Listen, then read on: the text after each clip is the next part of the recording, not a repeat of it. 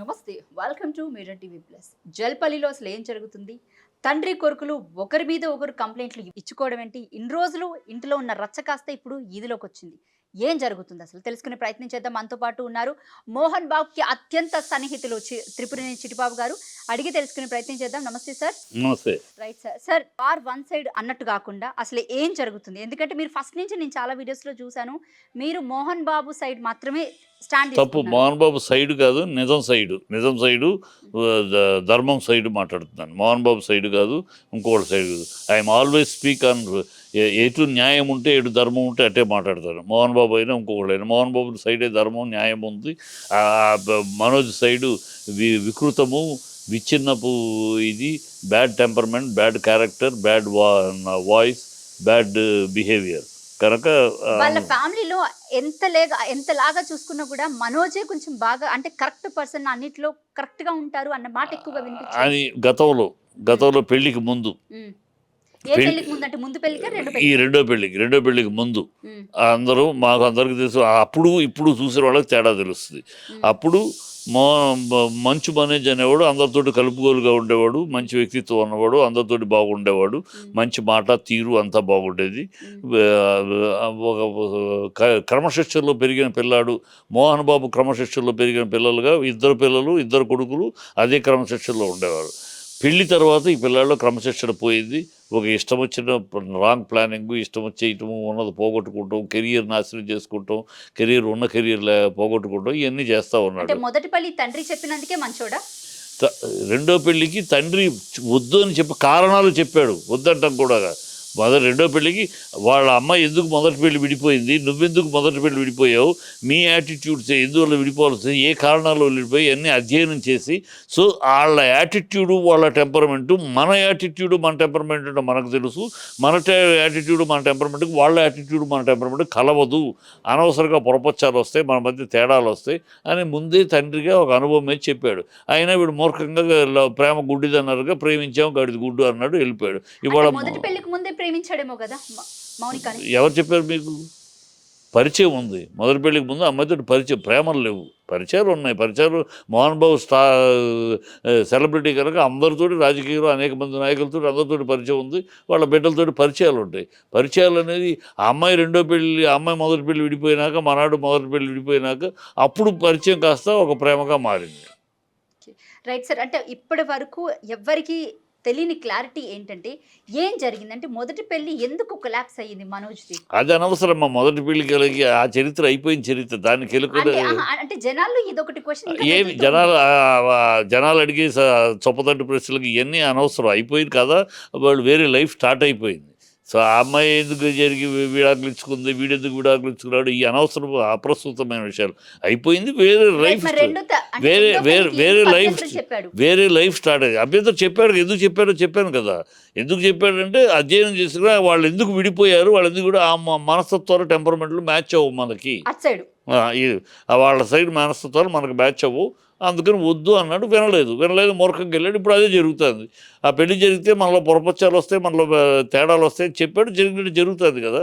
So ఆ పిల్లాడు అర్థం చేసుకోలేదు ఒక తండ్రి. ఇప్పుడేమి గొడవ వచ్చింది? ఒక తండ్రిగా దారి తప్పిన తన కొడుకుని దారిలోకి తెచ్చుకోవాలి, ఒక పద్ధతిలోకి తెచ్చుకోవాలి. వాడి కెరీర్ పోగొట్టుకుంటున్నాడు, వాడు వ్యక్తిత్వం పోగొట్టుకుంటున్నాడు, వాడు డబ్బులు పోగొట్టుకుంటున్నాడు, వాడి స్నేహితులు పోగొట్టుకుంటున్నాడు, కుటుంబాన్ని పోగొట్టుకుంటున్నాడు. కనుక వీడు ఇలా దారి తప్పిన బిడ్డగా ఉన్నాడు, వీడిని సరైన మార్గంలోకి తెచ్చుకోవాలి మనం అని ఒక తండ్రిగా, మామూలు ఏ తండ్రి అయినా, నువ్వు నేనైనా ఇంకోళ్ళైనా, మోహన్ బాబు కనుక అది స్పెషల్. ఏ తండ్రి అయినా దారి తప్పిన కొడుకుని దారిలోకి తెచ్చుకోవడానికి, సక్రమ మార్గంలోకి మళ్ళించడానికి ప్రయత్నిస్తాడు. ఆ ప్రయత్నంలో భాగమే మొన్న జరిగింది. ఆ ప్రయత్నంలో భాగంలో సామధాన భేద దండోపాయాలు అన్నట్టు, సామధాన భేదాలకు వాడు లొంగకపోతే దండోపాయం చేయాల్సి వచ్చింది, అంతే. ఏ తండ్రైనా చేసే పని. బిడ్డలు తప్పు దారిలో వెళ్ళిపోవడం, తప్పు దారి తప్పిన వాడు. తప్పు దారిలో అంటే ఆల్రెడీ పెళ్ళి అయిపోయింది, ఇంకెక్కడ తప్పు దారి? ఇంకెక్కడ బిజినెస్ లైఫ్లో పెళ్ళైతే మొత్తం అయిపోయినట్టు లైఫ్.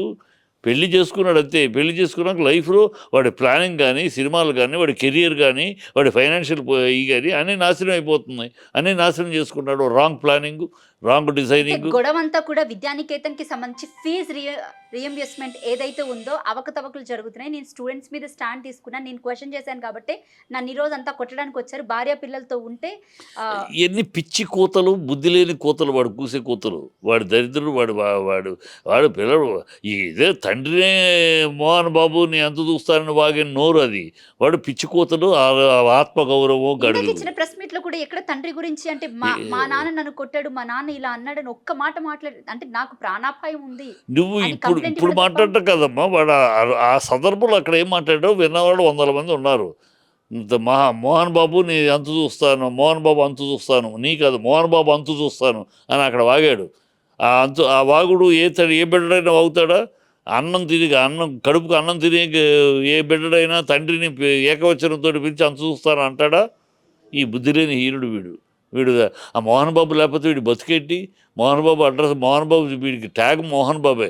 మోహన్ బాబు కొడుకు తప్పితే వీడికి లేకపోతే వీడు కృష్ణానగర్లో 100 మంది ఉన్నారు ఇలా వేషాల కోసం. తండ్రే తొక్కిచ్చేశాడు కెరియర్ లోని, అసలు బిజినెస్ పరంగా చెప్పు తీసి ఇలాంటి ఇన్ఫర్మేషన్ మీకు ఎవరు ఇస్తారో నాకు తెలియదు. చెప్పు తీసి కొట్టాలి వాళ్ళని. తండ్రి తొక్కుతాడా మోహన్ బాబు? తన కూడా ఎవడైనా తొక్కుతాడా? ఏ తండ్రి తొక్కుతాడా? ఆ ఇన్ఫర్మేషన్ మీ దగ్గర చెప్పిన చెప్పు తీసుకుని కొట్టండి. కావాలంటే నా దగ్గర తీసుకుని నేను కొడతా. తెలిసి తెలియకుండా అర్ధజ్ఞానంతో అజ్ఞానంతో ఏదో ఒకటి నోటికి వచ్చింది వాగే విషయాలు మాట్లాడితే ఎట్లా?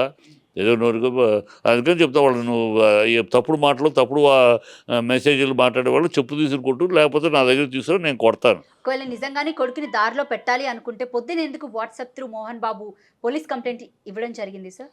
పొద్దున్నే ఇవ్వలా. పోలీస్ కంప్లైంట్ ఎప్పుడు ఇచ్చాడు? తర్వాత ఇచ్చాడు. నిన్న ఇచ్చాడు కంప్లైంట్. ఈరోజు మార్నింగ్ కాదు, నిన్న ఇచ్చాడులే. నిన్న కంప్లైంట్ ఏమని ఇచ్చాడు? వాడు అనాథరైజ్డ్గా నా ఇంట్లో ఉంటున్నాడు, వాడిని తీసుకెళ్ళిపోమండి. ఖచ్చితంగా ఎప్పుడైతే ఆ మోహన్ బాబుని అంత చూస్తా అన్నాడో, ఏ క్షణంలో అయినా ఏదైనా చేయొచ్చు, ఒంటరిగా ఉన్నప్పుడు రాత్రిపూట ఏదైనా చేయొచ్చు. వీడేమో వయసులో ప్రైమ్ వయసులో ఉన్నాడు, ఆయన ఏజ్లో ఉన్నాడు కనుక ఏ తప్పు అయినా జరగచ్చు. ఇలాంటి వీడు ఎమోషనల్గా తయారైపోయాడు, టెంపర్మెంటల్గా తయారయ్యాడు. మందు కొట్టడం, ఫ్రెండ్స్, మందులు, పార్టీలు, 24 గంటలు అదే జీవితంగా అయిపోయాడు. కనుక వీడు ఎప్పుడైనా ఏం చేయొచ్చు, అందుకని పోలీస్ కంప్లైంట్ ఇచ్చాడు. వాడిని అనాథరైజ్డ్, నా ఇంట్లో ఉండడానికి లేదు. గొడవకి కారణం, మెయిన్ కారణం ఏంటి? ఆస్తులేనా? ఎస్, వీడు పోగొట్టుకున్నాడు. ఆస్తులే వద్దు, నేను అంటే నా భార్య నేను మా ఇద్దరు కాళ్ళ మీద నిలబెడతామని ఒక స్టేట్మెంట్ కూడా ఇవ్వడం జరిగింది కదా. మరి ఇప్పుడు అంటున్నాడు, ఇప్పుడు ఆ పరిస్థితికి నిన్నటిదాకా ఏమన్నాడు? నువ్వు అసలు నీ ఆస్తి మీద నువ్వు నిలబడితే ఇంట్లో ఎందుకుంటున్నావు? ఇంట్లో ఎందుకుంటున్నావు అని, మోహన్ బాబు ఇంట్లో నువ్వు ఉంటావు, నీ ఇల్లు నీకు ఉంది కదా, పెళ్ళయింది పంపించేశారు, నువ్వు నీ పెళ్ళ ఉండొచ్చు కదా, మోహన్ బాబు ఇంట్లో ఎందుకుంటున్నావు అని అక్కడ ఉండి ఆ ఇల్లు ఆయన పేరు మీద ఉంది, ఆయన సంపాదన. మోహన్ బాబు ప్రతి పైసా మోహన్ బాబు సంపాదించుకున్న స్వార్జితం. తాత ముత్తాతల సొత్తు లేదు. మోహన్ బాబు ఇష్టమైతే ఇస్తాడు, లేకపోతే మూసుకుని కూర్చోవాలి. మీకు అడిగే డిమాండ్ చేసే హక్కు, రైటు ఏ బిడ్డడికి ఉండదు. స్వార్జితం అది మోహన్ బాబు. తనకు ఇష్టమైంది ఇస్తాడు, ఇష్టమైంది పుచ్చుకోండి, లేనప్పుడు మూసుకుని కూర్చోవాలి. అంతేకాని మాకు అది కావాలి ఇది కావాలి డిమాండ్ చేసే హక్కు మీ తాత ముత్తల సొత్తు కాదు. ఇది మోహన్ బాబు చెమటొచ్చి సంపాదించిన ప్రతి పైసా స్వార్జితం. అది తెలుసుకోవాలి ఫస్ట్. ఈ స్వార్జితాన్ని మీద మీరెవరు అధికారం? నాకు ఇప్పుడే ఇవ్వండి, నాకు అది ఇవ్వండి, ఇది ఇవ్వండి అని మీరెవరు? మోహన్ బాబుకు ఇంకా ఫ్యూచర్ ప్లాన్స్ ఉన్నాయి. ఈ యూనివర్సిటీ ఎట్లా చేయాలి, యూనివర్సిటీకి ఉన్న ప్రాపర్టీస్లో ఏమేమి కట్టాలి, ఇంకేమి కట్టాలి, స్థలంలో టెంపుల్ కట్టాడు, ఇంకో అనాథాశ్రమం కట్టాలి, ఇంకోటి రకరకాల ప్లాన్స్ ఉన్నాయి. లేదు అది నాకు ఇచ్చేయండి, ఇది నాకు ఇచ్చేయండి అంటే మీరెవరు అడగటానికి? ఏ బిడ్డడికి హక్కు లేదు, విష్ణువుకి లేదు, వీడికి. ఆయన స్వార్జితం. తను ఏం నిర్ణయిస్తాడో, తన తదనంతరం ఏది ఎక్కడికి వెళ్ళాలో చెప్తాడు. అంటే పెద్ద కొడుకుని ఎక్కువగా చూసి చిన్న కొడుకు ఏమీ లేదు, పిచ్చి మాటలు. విద్యానికేతన్కి సంబంధించి మరి ఎందుకు మంచి విష్ణుకి అన్ని కట్టబెట్టారు? అవును, మంచి విష్ణుకి ముందు నుంచి ఉన్నాడు. నీకు కావాల్సిన నువ్వు అడిగావు, నాకు ఈ వద్దు, నాకు డబ్బులు కావాలన్నావు, డబ్బులు తీసుకున్నావు, స్థలాలు కావాలనుకున్నావు నువ్వు. అతనేమో విద్యాలయంలో నేను ఉంటాను, నాకు అది కావాలన్నాడు. దాని మీద తను ఒక స్కూల్ పెట్టుకున్నాడు, సొంత స్కూల్, అమెరికన్ స్కూల్ అని. తను ఆ లైన్లో ఉన్నాడు, పెరుగుతున్నాడు, కష్టపడుతున్నాడు, రాత్రిపాటు ఎవ్రీడే ఈ works for 16 hours a day. నువ్వు తాగటం తిరగటమే సరిపోతుంది, నీ ఫ్రెండ్సే సరిపోతాయి. నువ్వు ఎక్కడ పని చేస్తున్నావు, ఎక్కడ వర్క్ చేస్తున్నావు, ఎక్కడ నీ జీవితంలో నీకు సిన్సియారిటీ ఎక్కడిది? నీ జీవితంలో నీకు ఒక ఎయిము గోలు ఎక్కడుంది? నువ్వు వాటితో పోల్చుకునే ఈ గొడవ అంతటికి కారణం కూడా మెయిన్ విష్ణు అని ఒక మాట కూడా గట్టిగా నడుస్తుంది. అంటే దగ్గరుండే నాన్నని ఇలా ఉసుగొలుపుతున్నాడు తమ్ముడు మీదకి. మరొకటి ఏంటంటే విష్ణు లక్ష్మి ఒక తల్లి పిల్లలు అండ్ మంచు మనోజ్ మాత్రం ఒక తల్లికి పుట్టిన బిడ్డడు కాబట్టి ఇలాగ వ్యత్యాసం చూపిస్తున్నారు అనేది కూడా నడుస్తుంది. చెప్పు తీసుకుని కొట్టాలి వాళ్ళు మాట్లాడేవాళ్ళు. చెప్పు అధికారులు చెప్పు తెగేదాకా కొట్టాలి. ఆ బిడ్డల్లో ముగ్గురిని పెంచింది నిర్మలమ్మ. ముగ్గురు ఒకే బిడ్డలాగా పెంచుకుతారు. సవతల్లి చూపించలా. ఇప్పుడు లక్ష్మీను మనోజ్ ఒకటిగా ఉన్నారు. ఎవరు బిడ్డలు తల్లి వాళ్ళు? ఇద్దరు తల్లుల బిడ్డలు వాళ్ళు. వాళ్ళు ఒకే తల్లి బిడ్డలా వాళ్ళు? కలిసి లేరు. వాళ్ళు అలా పెరిగారు, కలిసిగానే పెరిగారు. ఎవడా చెప్పు తీసుకుని కొట్టాలి. అధికారులు చెప్పు తెగేదాకా కొట్టాలి. ఈ మాటలు అక్కడ పక్షపాతం చూపించారు. ఆ పాప అమ్మాయి నిర్మల ముగ్గురిని తన సొంత బిడ్డలాగానే పెంచి తప్పితే సవతి తల్లి ప్రేమ ఏనాడో చూపించాలి. అందువల్లే వాళ్ళ లక్ష్మి మనోజ్ ఒకటిగా ఉండగలిగారు. అలా పెరగబట్టి అక్క చెల్లిగా. లక్ష్మి ఏమీ నిర్మల కూతురు కాదు. లక్ష్మి పెద్ద భార్య కూతురు. మరి ఇక్కడ నిర్మల కొడుకు వీడు. వీళ్ళిద్దరూ కలిసి వాళ్ళు ఎలా ఉన్నారు ఏకంగా సపోర్టివ్గా ఒకళ్ళకొకళ్ళు. కానీ ఈ పొరపచ్చారులో పెంచారు. ఇవన్నీ పిచ్చి మాటలు, గాలి మాటలు, బుద్ధి జ్ఞానం లేని, విషయ పరిజ్ఞానం లేకుండా, విషయాన్ని అనలైజ్ చేయకుండా ఏదో నోటికి వచ్చింది నోటి దూల తీర్చుకునే దౌర్భాగ్యపు మాటలు తప్పితే మంచి కరెక్ట్ మాటలు కావాలి. ఇప్పుడు లక్ష్మి ఇంత జరుగుతున్నా కూడా తండ్రికి సపోర్ట్ చేయాల్సింది పోయి తమ్ముడికి సపోర్ట్ చేయడం వెనక ఎందుకేముంది? వెనకేముంది? పెళ్ళికి తనే నిలబడింది. నాన్న నేను రాను, పెళ్ళికి రాను, నా పెళ్లి చేసుకుని నాకు ఇష్టం లేదు రాను అంటే కూడా తను నిలబడి చేసింది. ఆ అమ్మాయికి ఏంటంటే మోహన్ బాబు చనువు ఇచ్చాడు, లాంగ్ రోప్ ఇచ్చాడు. ఆడపిల్ల దానివల్ల నాకు అదృష్టం కలిసి వచ్చింది. అందుకని ఆ పిల్ల పేరు మీద ప్రసన్న లక్ష్మికి బ్యానర్ పెట్టడం, ఆ పిల్లలు కలిసి కొంచెం లాంగ్ రోప్ ఒకే ఆడపిల్ల ఇన్ని కారణాల మీద అమ్మాయికి లాంగ్ రోప్ ఇచ్చారు. ఆ లాంగ్ రోప్ని అమ్మాయి అడ్వాంటేజ్ తీసుకుని నాన్న రాకపోతే నేను వస్తాను, నేను చేస్తానని చేసింది. నిలబడింది. ఆ నిలబడింది కనుక ఇప్పుడు నిలబడతాను. అంతే కదా, సింపుల్ యాజ్ దట్. రైట్. అయితే లక్ష్మి మంచి ఇంత జరుగుతున్నా కూడా తమ్ముడికి ఎక్కడ సర్ది చెప్పే ఆలోచన చెయ్యట్లేదా? చేస్తోందా లేదా మనకు తెలియదు. చేస్తుందా లేదా, తప్పురా అని చెబుతుందా లేదా తెలియదు. ఇప్పుడు ఆ మాట విష్ణు చెబితే ఇంకా గొడవ అవుద్ది కనుక విష్ణు చెప్పడు. ఎందుకంటే ఇంత దారుణాలు జరుగుతున్నప్పుడు విష్ణు ఎందుకు కామ్గా ఉంటాడంటే విష్ణు మీద ఈర్ష్యే కదా సమస్య అంతా. వీడి ఈర్ష్య అసూయ అంతా విష్ణు మీదే కదా. విష్ణు ఏదో సంపాదించేసాడు. విష్ణు నీకెంత ఇచ్చాడో విష్ణుకి అంతే ఇచ్చాడు మోహన్ బాబు. కానీ విష్ణు ఆ 10 రూపాయలు 100 రూపాయలు చేసుకున్నాడు. నువ్వు ఆ 10 రూపాయలు 2 రూపాయలు చేసుకున్నావు. నీ ప్రారంభం, నీ చేతకంతనం, నీ అసమర్థత, నీ లీడింగ్ లైఫ్ స్టైలు, నీ లైఫ్ స్టైల్ అది. అతను దాని మీద ఏడిస్తే ఎట్లా? వాడు బాగున్నాడు అంటే బాగున్నాడు, కష్టపడుతున్నాడు, 16 గంటలు పనిచేస్తున్నాడు, మేము చూస్తున్నాం. Everyday he's on job. Police complaint ఇవ్వడం జరిగింది. రేవంత్ రెడ్డిని, సీఎం చంద్రబాబు నాయుడిని ఇద్దరిని కూడా నాకు ప్రాణహాని ఉంది, థ్రెట్ ఉంది, సో నాకు భద్రత కల్పించాలని చెప్పేసి ఒక స్టేట్మెంట్ ఇవ్వడం జరిగింది. ఎవరు? మనోజ్. ఈ మొన్నముప్పి ఇస్తే చంద్రబాబు వచ్చేస్తాడా? చంద్రబాబు రేవంత్ రెడ్డి అఖిల ప్రియ ఎంటర్ అవుతాయి ఇందులో. అఖిల ప్రియ ఎంటర్ అవునాయి, గుడ్డు ప్రియ ఎంటర్ అవునాయి. Who cares? వాళ్ళిద్దరు తండ్రి కొడుకు వద్దు అని father I am disowning my son అంటే వీళ్ళెవరు మాట్లాడటానికి? ఒక తండ్రి తన కొడుకుని నాకు అనవసరం, ఈ కొడుకు నాకు సంబంధం లేదు, వాడికి ఇవ్వాల్సింది ఇచ్చేసాను, లేదా దట్స్ ఆల్. ఇవ్వాల్సింది కూడా ఈ కోర్టు అడగలేదు, చట్టం అడగలేదు. ఇవ్వను అంటే కూడా మాట్లాడలేదు.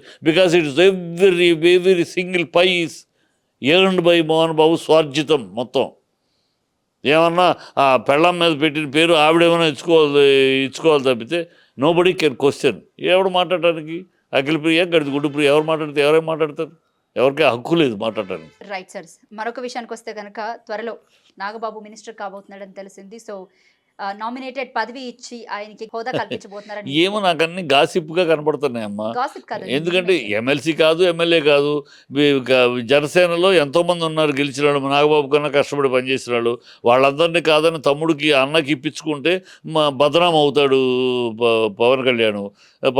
ఇప్పుడు ఒకే సామాజిక వర్గంలోంచి ఇప్పుడు తీసుకుంటారా? ముగ్గురు ఇప్పుడు నలుగురు నాగబాబుకి ఇస్తే 4 మినిస్ట్రీలు జనసేన తీసుకుంటే 3 ఒకే సామాజిక వర్గం అవుతారు. నవ్వుతారు ప్రజలు. అలాంటి బదనాము చేయడానికి చంద్రబాబు పెదాలతో పలకరిస్తూ కళ్ళతోటి వెక్కిరించే బాబుతూ ఇదిగో ఇస్తున్నానని రేపు పొద్దున్నే సమస్య వస్తుందని ఎవడుకు అటు ఇటు కాకుండా చేస్తాడు. చేసినా చంద్రబాబు ఇప్పుడు కత్తికి 2 పదులు, 2 వైపులా. ఒకటి పదవి ఇచ్చాడా బదనాం అవుతాడు పవన్ కళ్యాణ్. 10 మందిలో 4 మినిస్ట్రీ తీసుకున్న 3 ఒకే సామాజిక వర్గం, ఇదేం కాపు రాజ్యం నడుపుతాడా అని చెప్పి ప్రజల్లో అలరవుద్ది. ఇవ్వలేదా అన్రెస్ట్ స్టార్ట్ అవుతుంది వీళ్ళల్లో. సో నిప్పు పొగ రాకుండా పాము ఇరకు చావకుండా కర్రయకుండా పెడుతున్నాడు పెటకం పెడుతున్నాడు. దీంతో ఇప్పుడు స్టార్ట్ అవుతుంది. ఈవెన్ పవన్ కళ్యాణ్కి కూడా ఏం కావాలి, సెంట్రల్ తోటి స్నేహం కావాలి. అందుకని రాజ్యసభ అడిగాడు. నాగబాబుకి రాజ్యసభ ఎందుకు అడిగాడు? ఆ సెంట్రల్లో కూర్చుని అక్కడ నడపడం కోసమని. ఎందుకంటే ఎప్పుడు చంద్రబాబు తను తొక్కుతాడో ఎప్పుడు నొక్కుతాడో అర్థమైపోయింది. తన కొడుకుని సీఎం చేయాలి 2029 ఆ ప్లాన్లో ఉంటాడు అతను. కనుక పవన్ కళ్యాణ్ ఎలా తొక్కాలో ఆలోచిస్తాడు కానీ ఎలా పెంచాలో చూడడు కదా. సో ఈ చంద్రబాబు క్లచెస్ నుంచి బయటపడి వెళ్ళాలంటే ఇంకో అండ కావాలంటే ఢిల్లీలో కావాలి. అందుకని ఢిల్లీకి పంపించాలి నాగబాబుని ఇతని వ్యూహము. దాన్ని దెబ్బ కొట్టాలని ఇతని ఇక్కడ మంత్రిని చేసి పడగొట్టి అటు ఢిల్లీకి వెళ్ళే అవకాశం పోతే, ఢిల్లీలో చక్రం తిప్పడానికి ప్లాన్ చేసుకోవడానికి పోతే ఇక్కడ ఆవాస్ ఫాలో అవుతాడు. ఇలాంటి చట్టంలో వ్యూహంగా ఉంది ఇది. ఇవన్నీ ఉన్నాయి. ఈ లోపల నాగబాబు ఏమిటో నాగబాబు ఏంటి, ఏమి చరిత్ర ఉంది నాగబాబుకి ప్రజా జీవితంలో అని. నాగబాబు ప్రజల్లో జీవితం కనిపిస్తాడు. నాగబాబు మీ మీడియాకు ఉన్న వేరే పని పట్టలేదు. నాగబాబుకి ఏమి ప్రజా చరిత్ర ఉంది, ఏమి ప్రజా జీవితం ఉంది, ఏమిటంటే నాగబాబు పార్టీ కోసం 10 ఏళ్ళు కష్టపడ్డాడు. 10 ఏళ్ళు చాలామంది కష్టపడ్డారు. 22 మంది ఎమ్మెల్యేలు కష్టపడితే కాదు వచ్చింది. ఆ ఎమ్మెల్యేలు మరి ఇంకొక సామాజిక వర్గం వాళ్ళు లేరా? మీ కాపులే ఉన్నారా? ప్రజలు అడగరు ఇవన్నీ చంద్రబాబు వేస్తున్న వ్యూహానికి ప్రతి వ్యూహం వీళ్ళ దగ్గర లేదు. ఈ పార్టీ పుట్టిన కాడ నుంచి జనసేన ఆ వ్యూహం అనేది లేదు. ఏదో గుడ్డెది చేలో పట్టి వెళ్తున్నారు, కలిసి వస్తుంది. ఒక వ్యూహము, ఒక రాజకీయ చతురత ఏమీ లేదు. చంద్రబాబు ఆడుకుంటాడు. రాబోయే 6 నెలల్లో 3 నెలల్లో మనం చూస్తాము చంద్రబాబు ఎలా ఆడుకుంటాడు పవన్ కళ్యాణ్ ఎలా దిమ్మ తిరిగి బోర్లా పడతాడో అన్నీ చూడబోతాం మనం. ఏపీలో 6 నెలల పాలన గురించి అడుగుతానికి నీకు ఎలా జర్నలిస్ట్గా ఒక నోరు ఎలా వచ్చిందమ్మా? అది ఒక పాలన ఉందా? 6 నెలల పాలన లేదు. పాలన ఎక్కడుంది? అబద్ధాల ఆరోపణ ఉంది, అబద్ధాలు ఆరబోతుంది, దౌర్భాగ్యపు డైవర్షన్ పాలిటిక్స్ ఉన్నాయి. ఎక్కడ ఆంధ్రప్రదేశ్లో పాలన ఎక్కడుంది? అన్ని డ్రామాలే. రైతులను మోసగించే, తల్లులను మోసగించే, 18 ఏళ్ళ వయసు వస్తే 1500 ఇస్తాను అది మోసగించే, రీయింబర్స్మెంట్ విద్యార్థులను మోసగించే, ఇవాళ స్టూడెంట్స్ని కూడా చిన్న పిల్లలను కూడా మోసగిస్తానికి ఒక కార్యక్రమం ఏంటంటే పేరెంట్స్ మీటింగ్. 25 సార్లు నేను చిన్నప్పటి నుంచి కూడా ఈ పేరెంట్స్ మీటింగ్ ఉంటాయి. నిన్న పేరెంట్స్ మీటింగ్ అని పెట్టి వీళ్ళు వెళ్ళి భోజనాలు చేయడం. టీచర్స్ ఎక్కడున్నారు? టీచర్లు ఎక్కడున్నారు?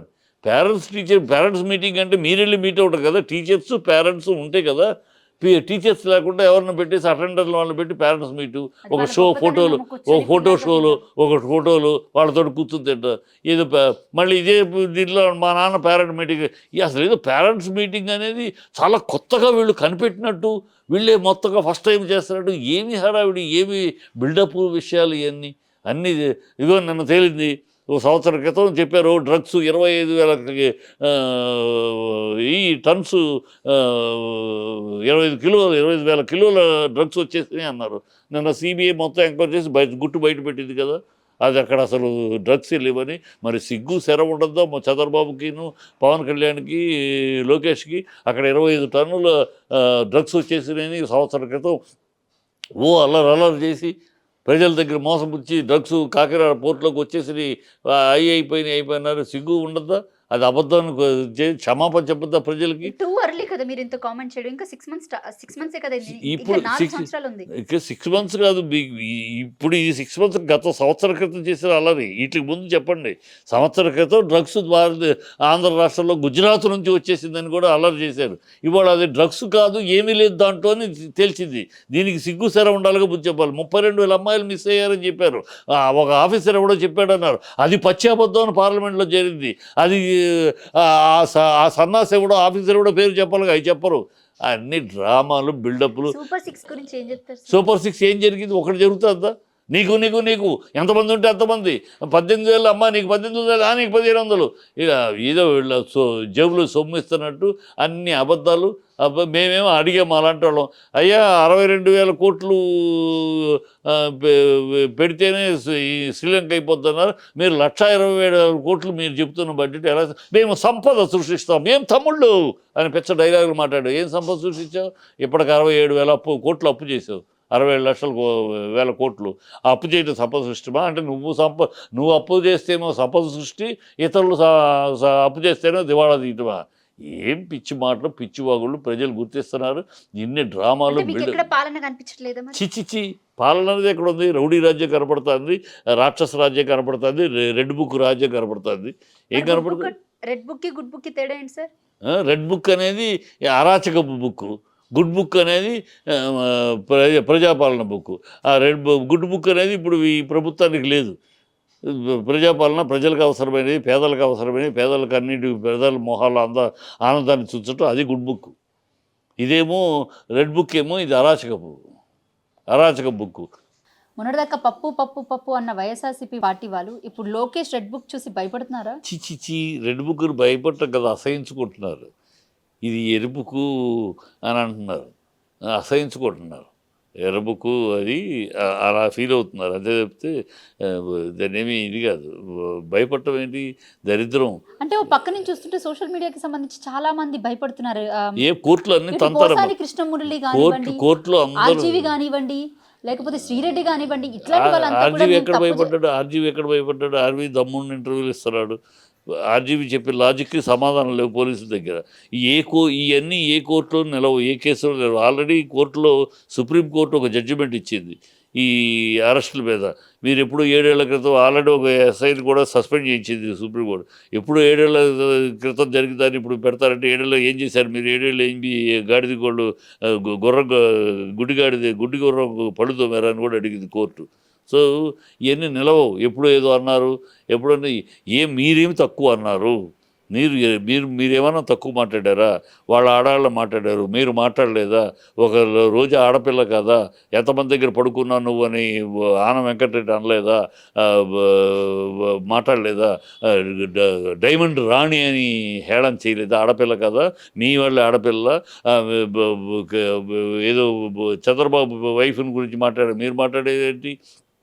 చంద్రబాబు జగన్ నువ్వు మీ అమ్మకు పుట్టావో లేదా మేము అడగం, మీ 2 బిడ్డలు మీ రాజశేఖర రెడ్డి గారే పుట్టారా అని మేము అడగం, నీ భార్యకి ఎంతమందితో పరిచయం ఉందో మేము అడగం. ఈ మాటలు నేను బుద్ధిమలేని మాటలు కాదు. జగన్ మీ తాత పుట్టింది మీ ముత్తాత యొక్క 2వ పెళ్ళానికి, మీరు ఆ 2వ పెళ్ళాం తాలూకు, మొదటి పెళ్ళాం తాలూకు కాదు అని ఏమి మాట్లాడలేదా? మీరు మాట్లాడిన అన్ని వేదాలు మంత్రాలను ఇతరులు మాట్లాడితే బూతుల సిగ్గు సెర ఉండాలి మాట్లాడారు. భయపడి వీళ్ళంతా తప్పుకుంటున్నారని అనుకోవచ్చు. ఎవరు తప్పుకో, కేసులకు భయపడి కాదు. ఈ నీచ నికృష్ట ప్రభుత్వంలో మనం ప్రభుత్వానికి ఉండటం అనవసరం. వీళ్ళు ఒక నీతి లేని పద్ధతిలో ఉన్న ప్రభుత్వం, అడ్డగోలు ప్రభుత్వం, బడాయి ప్రభుత్వం, బాగా ఊదుకునే ప్రభుత్వం. మీ మీద కూడా కేసులు పెడితే ఏం చేస్తారు? పెడతారు, ఫేస్ చేస్తాం. పెడతారు. వాళ్ళకి అదే పని. వాళ్ళు పరిపాలన కన్నా ప్రజలను పరిపాలించడం, ప్రజలకి మనం ఇచ్చిన హామీలు నెరవేర్చడం, వీటికన్నా ఇలాంటి డైవర్షన్ పాలిటిక్సే చేస్తున్నారు. అంతే వీళ్ళు చేసేది అదే. ప్రజలు చూస్తూ ఉంటారు. దీనికి భయపడిపోయి పోతామే అంటే నిజం చెప్పకుండా ఉంటాం. మీరు భయపడిపోయి నిజాలు మాట్లాడితే అమ్మకి నీళ్ళు నాన్నకి ఫుల్ అంటే తప్ప. మీ కార్యక్రమం అమ్మకు నీళ్ళు 5 నీకు అని అమ్మకి చెప్పి ఇవాళ ఏమి ఇవ్వట్లేదు, అందుకని అమ్మకు నీళ్ళు మీరు తగ్గిస్తా తాగండి అని అంటుంది. తండ్రికి ఫుల్ తప్ప. మీరు చేసిన ప్రయోగాల మీద చెప్తున్న మాటలు దానికి అరెస్ట్ చేస్తారా? దానికి కేసులు పెడతారా? ఇవన్నీ వాళ్ళని ప్రజలు చూస్తున్నారు. ప్రజలు తగిన సమాధానం చెప్తారు. కానీ ఇవన్నీ ఏదో రాగానే పండగ కాదు, ఇల్లు అలగ్గానే పండగ కాదంటే అధికారం రాగానే ఇక మనం ఏమైనా చేయొచ్చు, ఎక్కడికైనా వెళ్ళొచ్చు. ఏదైనా చేస్తే ప్రజలు చూస్తూ ఉంటారు. ఓపిక కొంతకాలం ఉంటుంది, తర్వాత ప్రజలు తిరగబడతారు. Right sir, thank you so much sir.